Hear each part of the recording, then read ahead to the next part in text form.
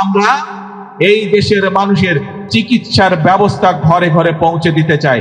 মানুষ যাতে চিকিৎসা সুবিধা পায়, মানুষ যাতে স্বল্প মূল্যে ওষুধ পেতে পারে, তার জন্য আমরা ব্যবস্থা গ্রহণ করছি। এবং সেই জন্যই অনেকগুলো চিকিৎসা ব্যবস্থার অনেকগুলোর উপরে আগের সরকারগুলো ট্যাক্স রেখে গিয়েছিল, ভ্যাট দিয়ে গিয়েছিল, আমরা সেই ট্যাক্স গুলো আমরা উঠিয়ে নিয়েছি। তার ফলে আগে একজন হার্টের রোগী সে যদি স্টেন্টিং করত, তাহলে তার যেখানে প্রায় ১৬ লক্ষ টাকার মতন খরচ হতো, সেই টাকা এই ট্যাক্স উঠায় নেবার পরে আগামী জুলাই মাস পর থেকে ইনশাল্লাহ সেটি প্রায়। আশা করি মাননীয় প্রধানমন্ত্রীর কথাগুলো সম্পূর্ণ শুনছেন। উনি অত্যন্ত খুবই গ্রহণযোগ্য একটা বিষয় নিয়ে কথা বললেন, সেটা হচ্ছে চিকিৎসা সুব্যবস্থা যেন আমাদের দেশে যেন প্রতিটা ঘরে ঘরে যেন প্রতিটা নাগরিক যেন পায়।